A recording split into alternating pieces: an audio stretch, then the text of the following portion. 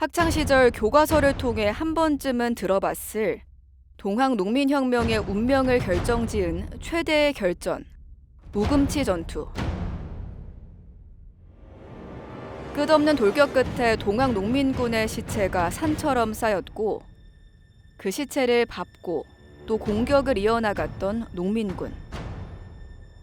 비장하고 비참했던 당시의 현장은 정부 측 토벌군으로서 전투에 참여했던 장수의 기록을 통해서도 전해집니다. 죽을 각오로 먼저 산에 올라오니 저들은 무슨 의리가 있는 것이며 저들은 무슨 담력이 있는 것인가.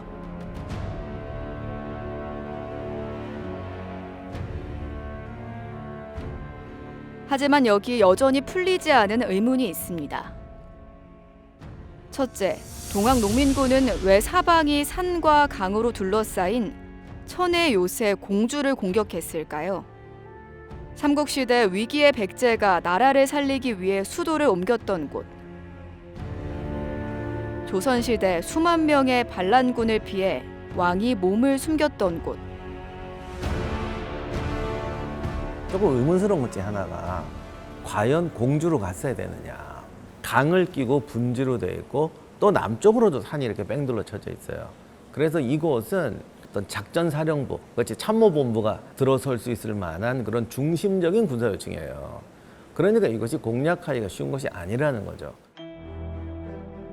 둘째, 서울의 정예군을 상대로도 승리를 거뒀던 동학농민군은 왜 우금치 전투에서는 수만 명의 병력으로도 상대에게 제대로 된 피해 한 번 주지 못하고 참패하게 되었을까요?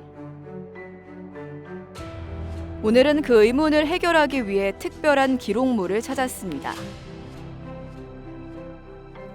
동학농민혁명 기록물을 가장 많이 보유한 기관 중 한 곳이 바로 서울대 규장각 한국학연구원입니다. 이 중에 공산초비기라는 자료에 주목해야 할 필요가 있습니다. 동학농민혁명 최대의 전면전, 우금치 전투 당시의 상황에 대한 정확한 기록과 상세한 지형도가 포함돼 그 가치가 남다른데요. 오늘 더 1894에서 더 자세히 소개할 동학농민혁명 기록물, 바로 공산초비기입니다.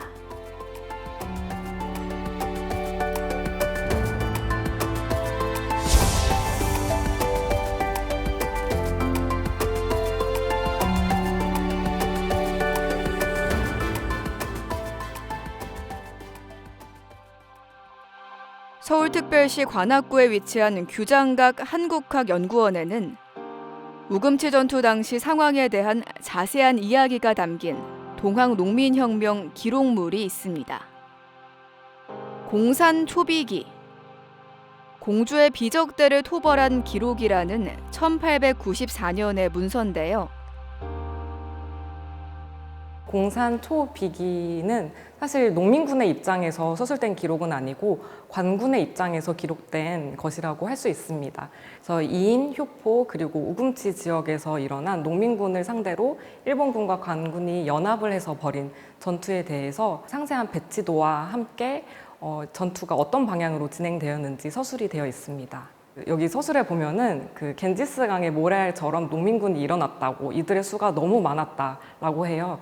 어떻게 보면 민중이 어떤 연대를 하고 또 공동체 의식을 가지고 저항을 한 그런 기록물로서의 가치를 찾아볼 수 있습니다. 총 24페이지로 구성된 이 기록물에는 1894년 10월부터 11월 11일까지 충청남도 공주시 일대에서 벌어진 전투에 대해 상세히 기록하고 있습니다. 이인 전투, 효포 전투, 그리고 우금치 전투라는 세 전투의 상황에 대해 시간순으로 기록한 이 책에는 각 전투마다의 지형도와 더불어 부대 배치도까지 수록돼 있습니다.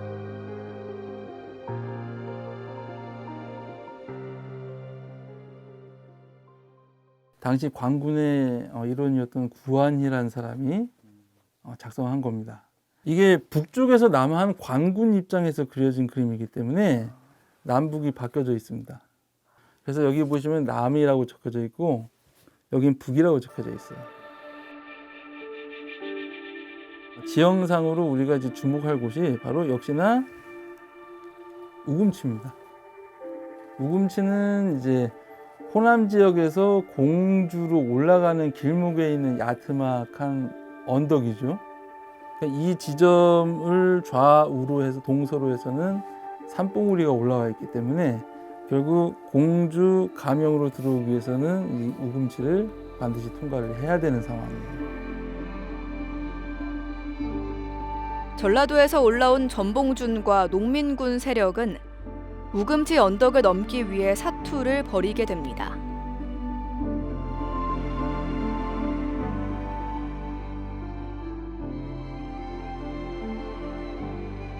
이 야트막한 언덕을 넘게 된다면 충청 가명으로 직행해 충청도 전체를 접수하고 나아가 한양으로 진격할 수 있었기 때문입니다.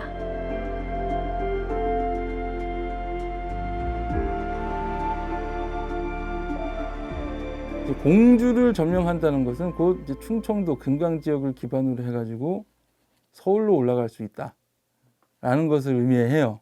가명을 지키기 위한 이제 부대 배치로 성하영 그리고 이제 구상조, 신창이 가명을 둘러싼 상기석에 배치가 되었다. 그러니까 당시로서는 관군 주력이 지금 우금치에 내려와 있는 거예요. 그리고 이제 더욱더 주목해야 될 것은 여기 보면은 1대위 유진이라고 적혀져 있어요.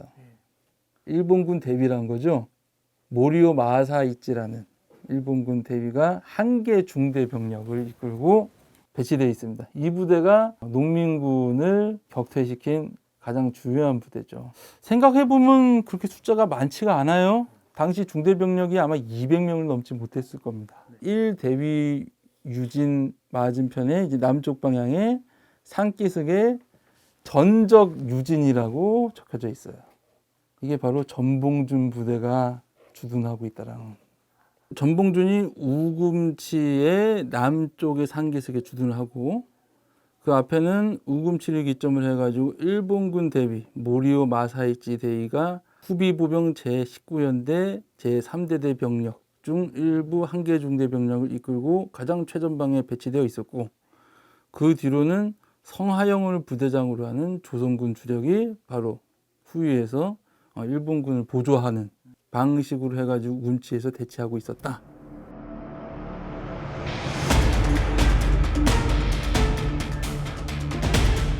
농민군이 관군과 일본군을 상대로 치열한 접전을 벌인 곳. 가파른 능선 위에 위치해 있었던 좁은 우금치 언덕은 현재 평탄화 작업을 거쳐 걷기 좋은 산책로가 되었습니다.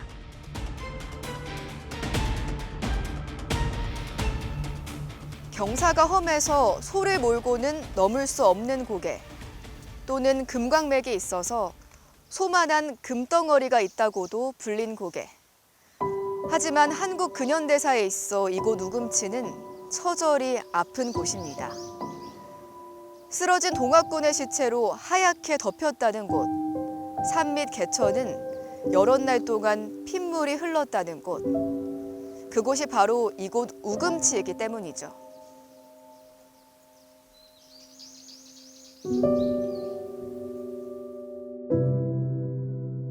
동학농민혁명 시기 이 지형은 이쪽 산줄기와 저 높은 산봉우리가 서로 연결되는 그런 산줄기 지형으로 이렇게 추정이 됩니다. 그러니까 높은 곳이었죠. 여기가 그럼 세로가 파여진 곳인 그렇죠. 거예요? 원래 여기 하나의 큰 능선이었단 말이에요. 예, 산줄기. 동학농민혁명 시기 일본군은 한 5천여 명이 동원됐고 예. 그 중에 후비 19대 동학농민군 진압 전담부대는 한 700여 명. 그게 삼로로 내려가거든요. 용산에서 출발해서 세 가지 길로 내려가는데 그 중에 가장 서쪽으로 내려왔던 서로분진대가 공주를 지납니다. 우금치 전투 당시 농민군이 상대해야 했던 일본군의 전력은 후비보병 제19대대. 그중 모리오 마사이치 대위의 지휘를 받는 서로 분진대 약 150명이었습니다. 후비 보병이란 쉽게 말해 전시에 동원된 예비군 부대를 의미하는데요. 주력 부대가 아닌 예비군 부대였기에 무기 또한 당시로서는 구식 소총에 가까웠던 스나이더 엔필드 소총이 보급되었습니다. 이 스나이더 소총은 비록 당시의 구식 소총이었음에도 농민군의 화승총과는 차원이 다른 무기였습니다. 화승총에 비해 적에게 실질적인 피해를 줄 수 있는 유효 사거리가 무려 3배가량 길었고 총알을 뒤로 넣고 바로 격발할 수 있는 후장식 소총이라 사격 속도 또한 3배가량 빨랐습니다.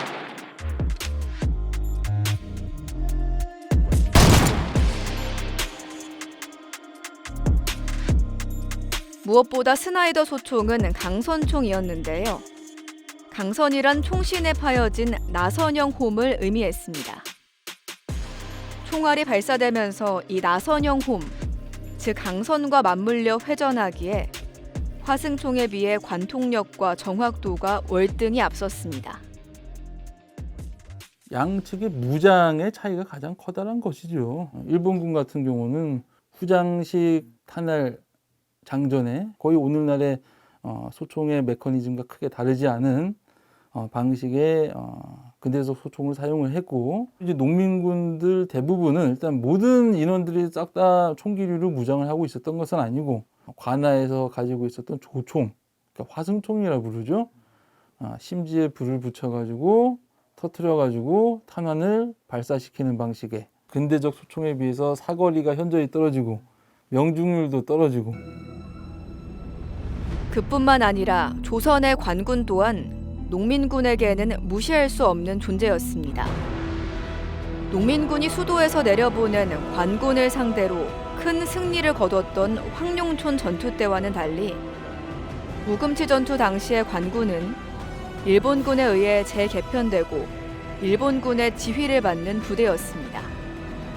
신식 군제를 받아들인 일본군을 따라 관군 또한 전술면에서 한층 더 위협적인 존재가 되었는데요. 공산초비기의 기록 속에서도 볼 수 있듯이 이들은 부대를 나누어 순환시키며 경계태세를 유지했고 심지어 위장 게릴라 전술까지도 구사하며 신식 병법을 통해 농민군에게 피해를 줬습니다.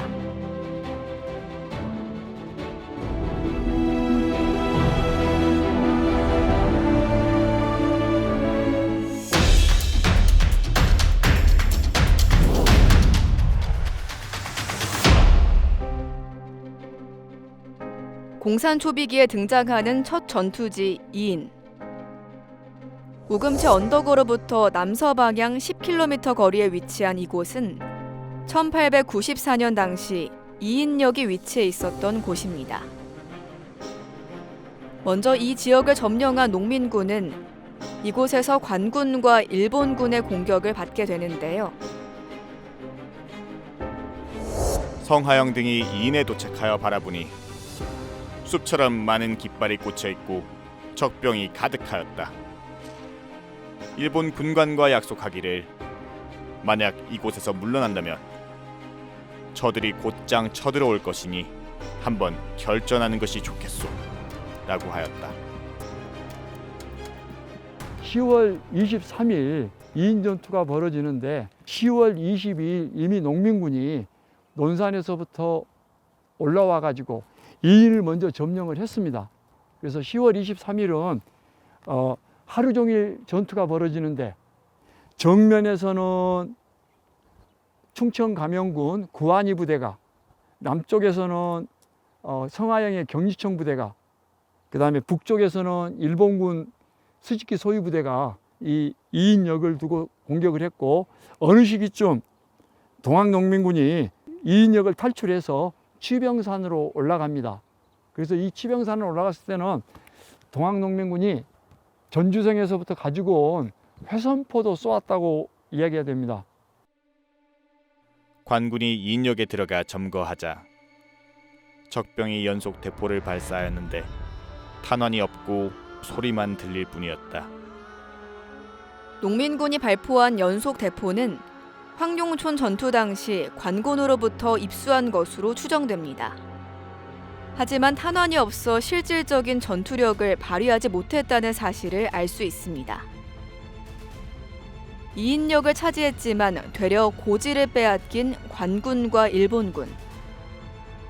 적병이 높은 곳으로 올라가서 평지에서 위를 보고 총을 쏘게 되어 형세가 오래 버티기가 어려웠다.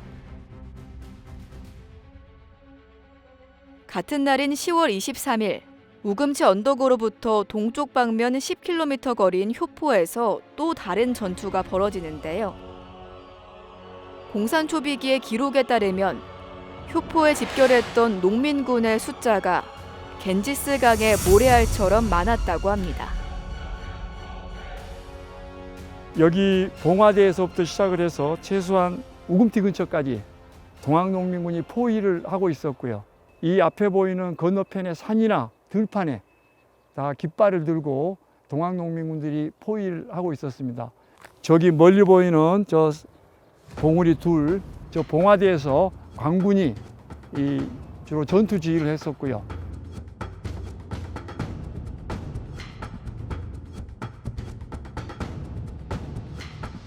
실제로 큰 전투는 바로 오른쪽 편에 이 산줄기, 산자락을 따라서 당시 3천여 명이 주력 군대가 거기 포진을 하고 이 산줄기를 따라서 저기를 넘어가려고 했던 그러한 기록이 확인이 됩니다.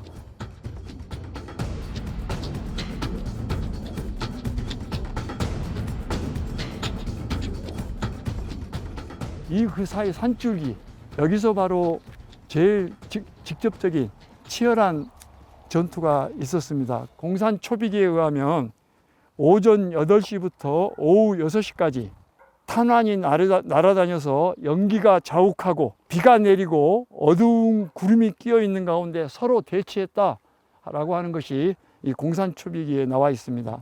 24일 저녁 무렵에 일본군 모리오 부대가 도착을 하고 또 선봉진이 이끄는 중앙경군이 추가로 이렇게 도착하면서 혈전 몇 시간 동안 결국 전투하다가 1시 무렵에 모리오데이가 이 협포 전투는 일단 끝났다고 보고 공주 감형으로 퇴각을 합니다.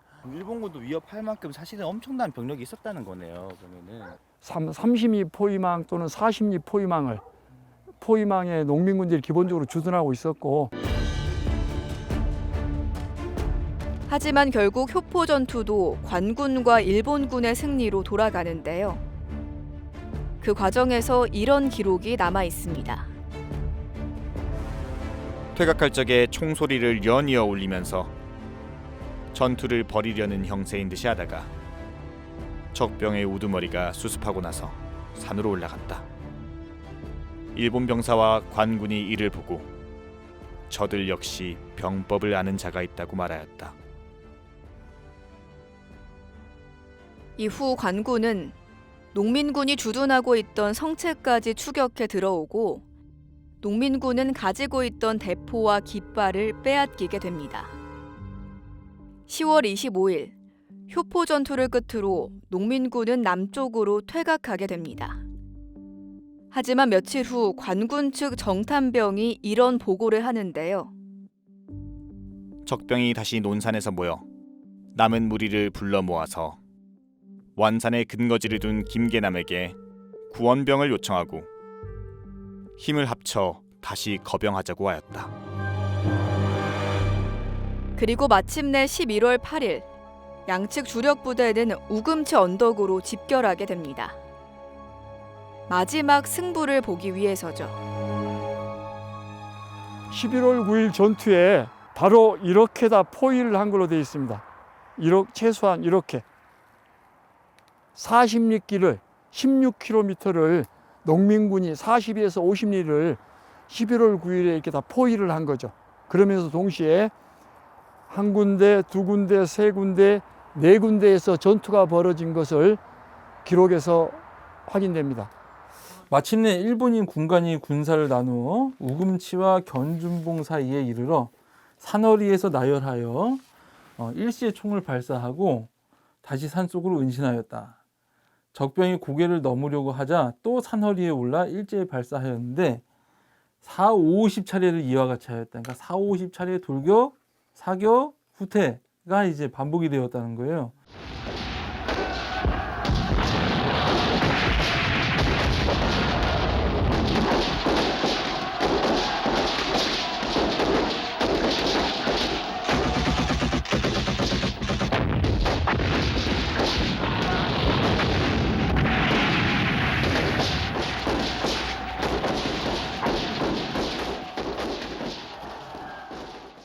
여기가 바로 11월 9일 양력 12월 5일 우금티 전투의 현장입니다. 광군 일본군 주력군은 견준봉에서 이쪽 우금티 고개까지 포진을 하고 있었고요.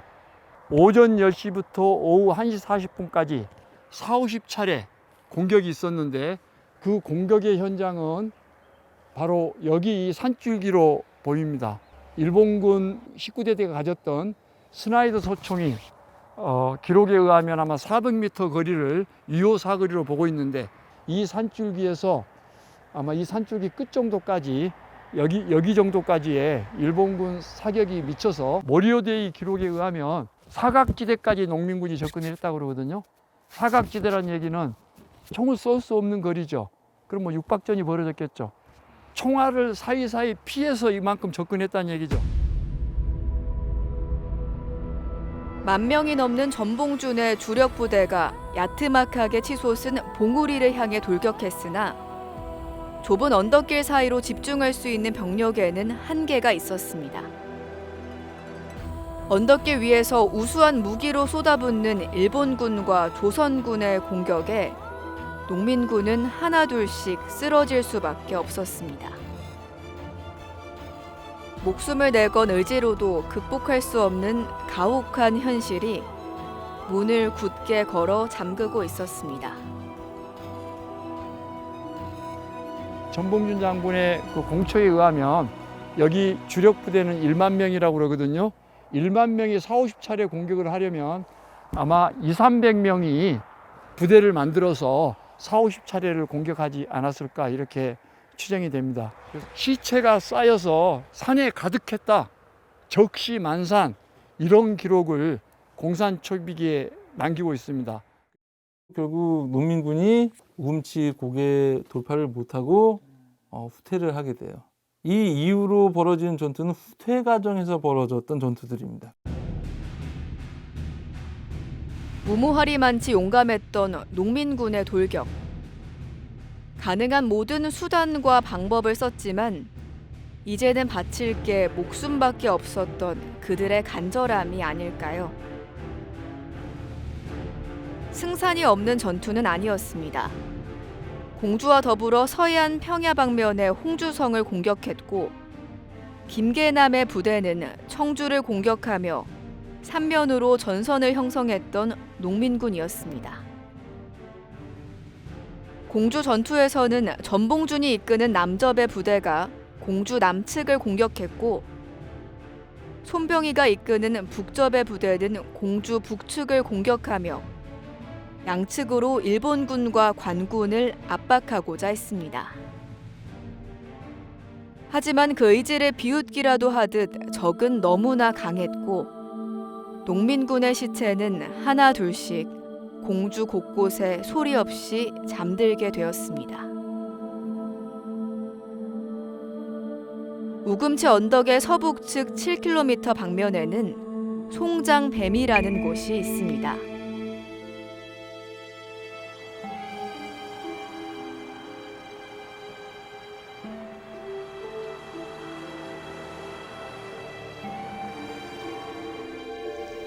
신식 무기로 무장한 일본군과 관군.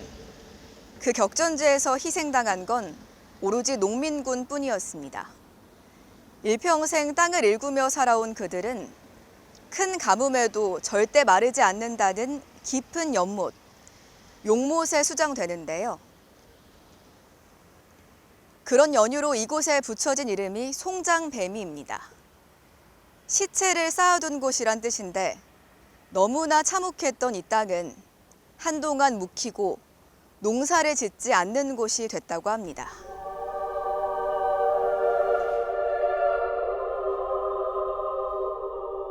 농민들은 자신들의 핍박하고 못살게 굴던 봉건주의에 맞서 싸웠고 이후 외세가 들어오자 자신들을 억압했던 봉건적인 국가라도 지켜야겠다고 목숨을 내걸었습니다. 하지만 돌아온 건 외세와 손잡은 국가의 총탄과 유골 하나 수습하지 못할 정도로 가혹했던 역적이라는 오명이었습니다.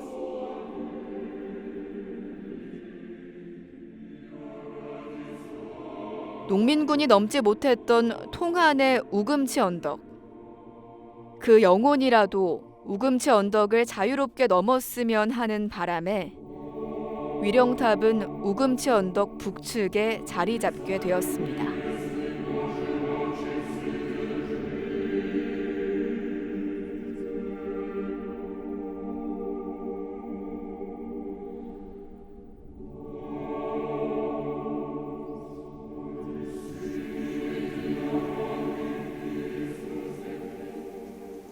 우금치 전투의 패배는 동학 농민군만의 패배가 아니었습니다. 당시 우리 조상들이 외세에 대항해서 전면전에 벌일 수 있는 마지막 동력, 마지막 기회의 상실이기도 했습니다. 공산초비기는 동학 농민군이 아닌 진압군이 남긴 기록물이긴 합니다. 하지만 나라로부터 착취당하고 버림받았을지언정 그 나라, 우리나라를 구하기 위해 목숨을 걸었던 선조들의 발자취가 남아있다는 점에서 우리의 소중한 기록이자 유산입니다.